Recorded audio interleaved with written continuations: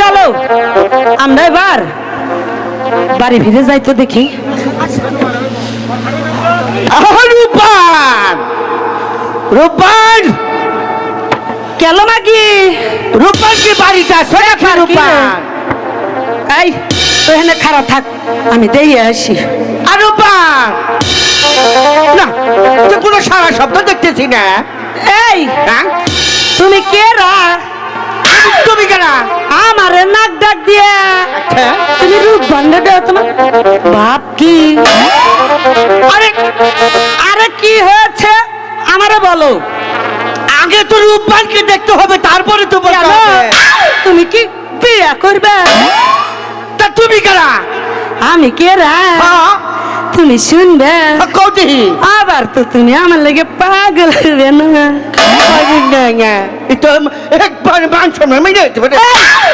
হ্যাঁ বুড়া শোনো, কও। আমি না হ্যাঁ রাব্বানের দাইমে। টাইমে হ এত স্যাটাং স্যাটাং করতেছ কেন?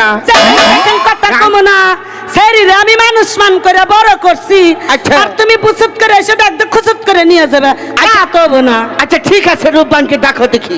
কে কিছু হইছে? আরে দেখেই দেখো না।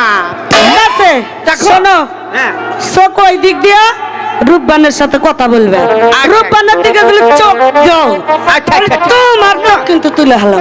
মারবো রে আরে ও রূপবান, একটা বুড়া বেটা এসেছে, তোরে দেখতো।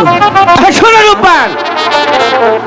রূপবান আসসালামু আলাইকুম দাদু। ওয়ালাইকুম সালাম।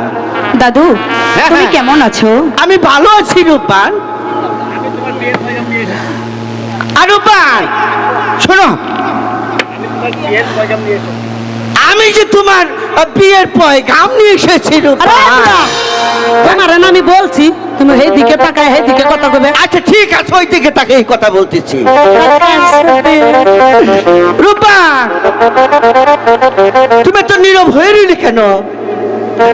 আমি যে তোমার বিয়ের পয়গাম নিয়ে এসেছি। কার সঙ্গে তা বলবো?